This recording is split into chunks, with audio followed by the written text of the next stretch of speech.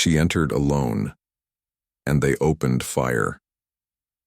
The wind outside the alien base screamed like a wounded beast. Dust and ash swirled in the air.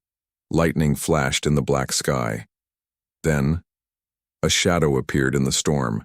She walked straight through the gates, calm, quiet, and unarmed. 2 guards saw her first. They looked at each other and laughed. "Just one human?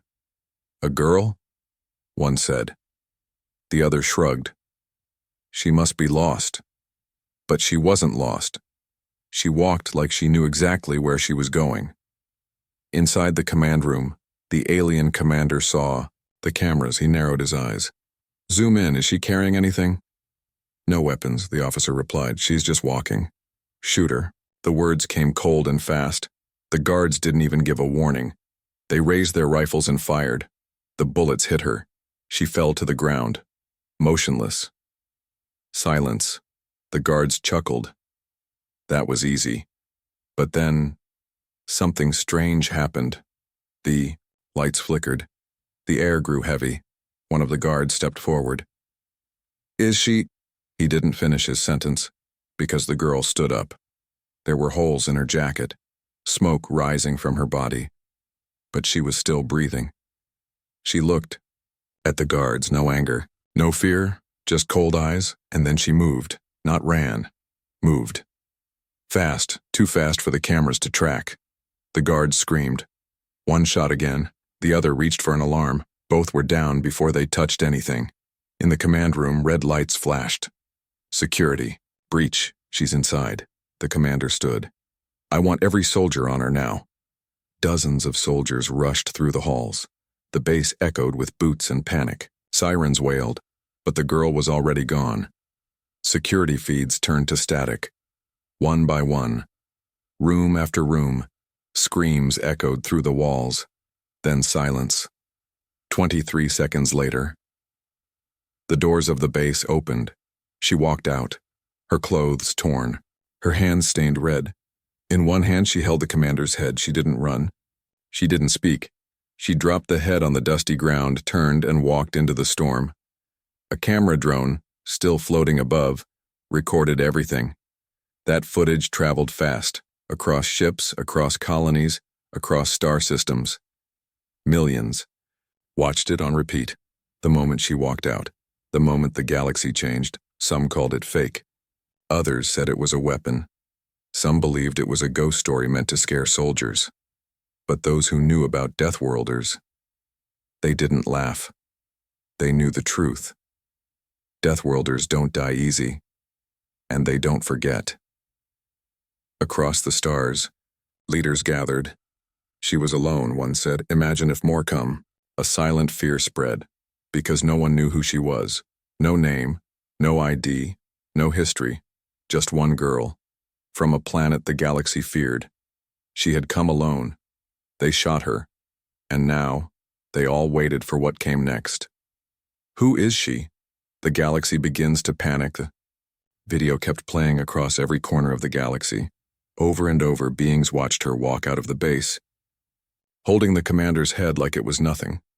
23 seconds, that's all it took to turn a proud alien base into ruins.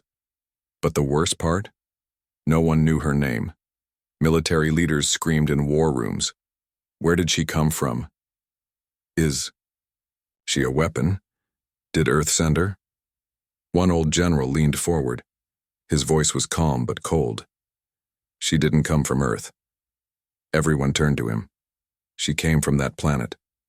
A silence followed. That planet, the one no one dared visit. The one listed in red on every star map. The Deathworld. Impossible, someone whispered. No one lives there.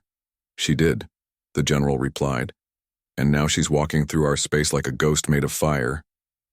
News reports tried to explain the attack. Some called her a rogue fighter. Others said she was part of a secret, human unit. But deep down, every species watching the footage felt the same cold fear. She was alone, and still, she won. Alien commanders ordered scans across nearby systems. Drones flew through empty space looking for her. Patrol ships were sent out, but she moved like smoke. Never seen, never caught. Then another message appeared. It was short, sent from an abandoned station. 3 words. You took one. The message spread fast. Everyone knew what it meant. She wasn't just attacking, she was answering something, some crime, some pain. Someone had done something terrible, and now the galaxy had woken up something it didn't understand. One high-ranking alien officer called. For a meeting with Earth's diplomats, he asked, "Is she yours?" The human representative only replied, "If she was, would you still be breathing?" That answer shook the room. Panic turned into fear. Fear turned into blame. Leaders blamed each other. She must be a rebel. Maybe someone trained her. Maybe she's just the first. But none of their words stopped the next horror. A full base, twice the size of the first, went dark. No alarms, no alerts, just silence. Scouts arrived 2 hours later. They found no bodies. No signs of battle, only red writing smeared on the walls. Return what you stole. And that's when the questions became louder than ever. What was taken, who was taken, and how much time did they have before she came for the next target? Across every planet, defense systems were activated. Old weapons were pulled out of storage. Some species sent out warnings. Do not anger the human girl. Others laughed. Until they received her next message.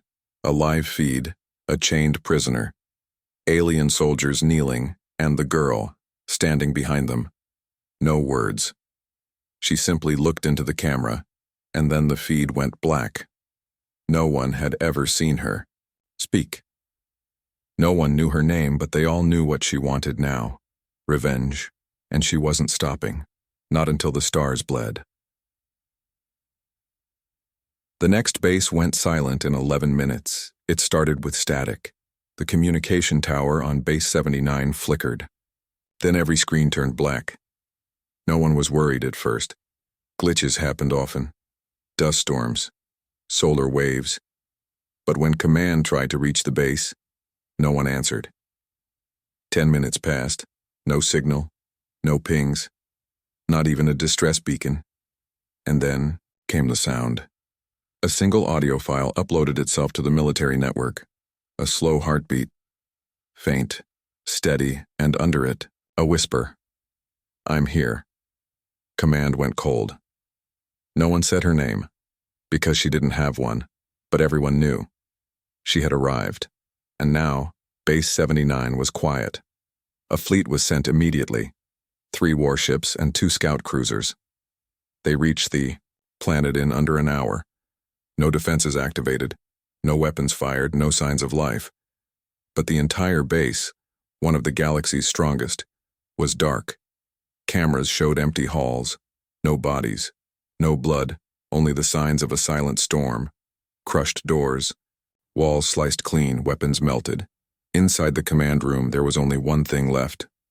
A chair, and on it, the base commander's uniform, folded clean, and resting on top of it, his heart. The fleet captain shook. She didn't just kill them, he whispered. She erased them. Then a drone picked up movement, a figure walking away from the base. Slow, calm. They tried to zoom in, but the signal crashed. She had disabled their systems, without ever touching them. How? No one knew. But every second the galaxy asked that question, she kept moving. One ship tried to follow her from orbit. They tracked her footprints. She didn't look back, didn't stop. The ship's crew joked, "Let's send a warning shot." They fired one pulse into the ground near her. The blast raised dust and fire. She kept walking, unharmed. Then the ship's power died. All lights off, engines frozen, and from the cameras. One message appeared on the main screen.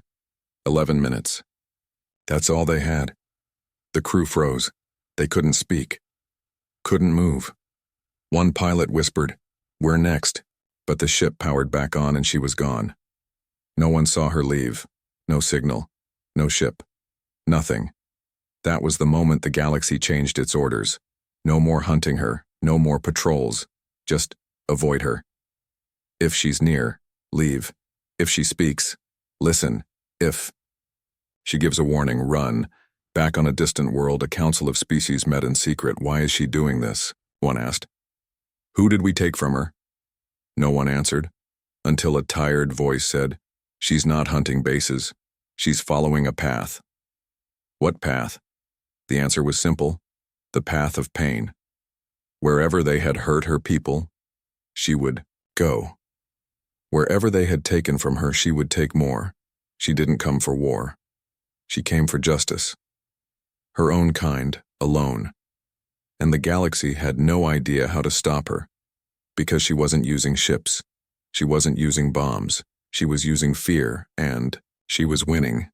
They sent the best killers. None came back. The galaxy had one last idea. If soldiers can't stop her, said the High Commander, then we send ghosts. They called them Black Claws, an elite group known only through rumors. No badges, no names, no questions. Trained for one job, end threats no one else could. 6 killers, each from a different world. Each responsible for ending entire rebellions alone. Cold, fast, deadly. Their mission, find the Deathworlder girl, kill her quietly, no mess, no sound. They laughed when they saw the footage of her walking with a commander's head. She bleeds. That means she can die, one of them said. She's just fast, said another. We're faster. They were wrong. The Black Claws landed on a moon where the girl was last spotted. Desert, wrecked buildings, total silence. They entered in formation. Each wore body armor made to resist plasma. Each had cloaking tech. Full AI backup. Real-time feeds. Traps. They believed they were hunting her, but she was already watching. The first went down in the shadows. No sound, no scream. 1 second he was walking. Next second only his helmet remained. The second found a message written in sand. Turn back. He didn't. He stepped forward. A wire snapped. The air exploded. No body was found. Stay close, the squad leader yelled. The third tried to reach the ship. Ran for the extraction point. A drone saw him falling from a rooftop. Head twisted the wrong way. One by one, they vanished. No bullets. No screams. No trail. Just fear. Then the feed showed. The fourth, frozen in place. Eyes wide. She stood behind him. Silent. She whispered something into his ear. He dropped his weapon. Dropped to his knees, and then silence. No one saw the last two go. Only a final image appeared on the command screen, a pile of armor, and behind it, the girl standing still. Her eyes were cold, her hands empty. Her message, stop sending killers. I don't want to kill. The High Commander slammed his fist on the table. She wants to be feared, he growled. No, said his advisor. She wants to be understood. That night, another base went dark. But this time, no one was killed. Instead, the walls were marked with words written in multiple alien languages. We were not born monsters. You made us this way. In a hidden room, the girl left a cage open. Inside, a prisoner, barely alive. One of her kind, tortured, left to rot. She carried him out, carried him like family, because he was. And now they knew. She wasn't hunting at random. She was searching for the others, for survivors, for those the galaxy thought were forgotten. The worst part? She wasn't done, not even close. And now, she wasn't alone. What the galaxy did to her people. The truth came like a knife to the heart. Across hidden networks, locked files started leaking. Someone, or something, was exposing everything. A secret project. A list of names, coordinates of old camps and burned villages, and one sentence at the top of the report. Terminate all Deathworlder colonies. Too dangerous to let live. The galaxy froze. Long ago, before most species even knew humans existed, small colonies from Earth had reached far stars. They settled on broken worlds, toxic skies, gravity too strong, life too hard, but they survived. They built homes, raised children, taught peace, until the council found them. Too strong, too fast, too unpredictable. The order was simple: erase them quietly. No witnesses, no warnings. The footage was horrifying. Deathworlder children being dragged away, camps destroyed from orbit, villages buried in fire. She had watched it all. The girl, young child when the soldiers came. She hid under metal wreckage while fire rained from the sky. She heard her parents scream. She watched her brother taken in chains.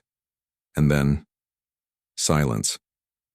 For years, she wandered dead lands, alone, starving, angry, until something inside her changed. She didn't die. She trained, she studied stolen tech, learned enemy languages, watched how they fought, and one day, she began to move, not as a soldier, as a shadow, a storm in human skin. Back in the present, alien leaders now sat in dark rooms, watching the leaked files, all of it real, all of it true. She was never the threat, one whispered. We were. One general shook his head. We lit the fire, and now we fear the flame. But something worse was now happening. Others were waking up, survivors, hiding for decades, scarred, silent. Now, answering her call. One by one, bases received coded. Messages, untraceable, unknown. But every message had the same line. I found her. I remember. I'm ready. In the shadows, Deathworlders were gathering. Not many. Just a few. But enough. Enough to bring nightmares. Because they weren't coming to conquer planets. They were coming to take back graves. To rescue their own. To remind the galaxy what happens when you break something that refuses to die. In the dark of space, the girl stood at a cliffside on a broken moon. Below her, an old lab buried in stone. Inside, another prisoner, barely breathing. She reached down, lifted him gently. I came back, she whispered. I promised I would. Behind her, 2 more Deathworlders stepped out of the smoke. No words, just quiet rage. Now, she wasn't the only one walking through fire. She was the spark. The firestorm was coming next. The fleet arrived. She didn't run. It was supposed to be over. The council had seen enough. They sent a fleet. Not just any fleet. The Iron Sky Armada. 7,000 ships, 19 battlecruisers, 3 dreadnoughts that had never lost a war. This is not a message, the Admiral declared. This is the end. The galaxy watched as the fleet dropped out of warp above a lifeless moon, one marked with only one signal. Her, the girl, the Deathworlder, standing alone on the gray rocks. No weapons, no armor, no fear. Scanners locked onto her heat signature. Life. Form confirmed, a voice on the bridge said. No backup, no traps detected. She's alone again? The Admiral scoffed. This will be quick. He pressed the command. All ships, lock on target. But the moment their weapons charged, something changed. The moon itself began to hum. At first it was quiet, like a breath under the wind. Then the ground cracked. The dust lifted, old symbols glowed beneath the surface. Ancient tech, human tech. But this wasn't from Earth's known fleets. This was something older, darker, forgotten. The AI screamed on every ship. Warning, human war systems detected origin, unknown, threat level, God class. The Admiral's face turned pale. What kind of weapon is this? The girl looked up. She raised one hand. Did nothing else. But every system in the fleet glitched. Turrets turned off. Shields dropped. Engines lost power. She had already hacked them, before they even arrived. Then the dreadnoughts began to turn. On each other. One fired into the side of a cruiser. Another launched missiles toward its own wing. Chaos erupted. Officers shouted over comms. What's happening? She's inside our systems. No, she's been inside. The fleet fell, apart in minutes. The sky became a storm of fire and broken steel. One young pilot watched it unfold from her shattered pod. She floated in space, eyes wide, watching the girl below. She whispered, "She didn't attack us. We attacked ourselves." Back on the moon, the girl stood as the wreckage rained around her. She didn't move. She didn't smile. She just waited. And when the dust settled, 17 ships remained. 17 captains sent the same message. Retreat. Immediately. They left without asking for permission, because now they knew this girl wasn't a soldier. She was the last warning. One admiral spoke to the council that night. He looked tired, broken. "She didn't run," he said. "She doesn't need to." "Why?" a council member asked. He pointed at the screen, behind the girl. The shadows moved. More humans, not from Earth, not from anywhere the galaxy recognized. Deathworlders, survivors, outcasts. Some held weapons, others, scars. They stood beside her, silent, but ready. The admiral spoke one final line before ending the meeting. She wasn't the war. She was the signal. Now the war had truly begun. One girl started a war. Now humanity responds. The galaxy thought it had seen fear. They were wrong, because fear wasn't the girl. She was only the echo. The true sound was coming now. From the edge of space. From the black. From Earth. For centuries, Earth had been quiet, silent, watching. Some thought the humans were weak. Some thought they were gone. But the girl's fight changed everything. Her signals reached home. Buried codes lit up. Deep vaults opened under Earth's crust. Old machines came back online. Humanity was waking up. The council called for a final meeting. 12 species sat around a glowing table, their faces pale, their eyes tired. One of them whispered, "We made a mistake." Another said, "She was just a child when we hurt her people." And now, the leader said, "We've brought back the fire." Suddenly, every light in the room flickered. A global alarm blared across council space. Unidentified ships entering core territory. They ran to the viewports. What they saw didn't make sense. Not hundreds of ships, hundreds of thousands, some large as cities, others small as knives, all silent, all human, old warships with ancient marks, rusty, scorched, but alive. Some ships hadn't been seen in over 10,000 years. Lost fleets, myths, prototypes. They weren't built for travel. They were built for judgment, and at the center was her, the Deathworlder girl, now in command. She stood on the bridge of a ship that had no name, a ship made of black steel and burning stars. She looked out at the galaxy she once feared.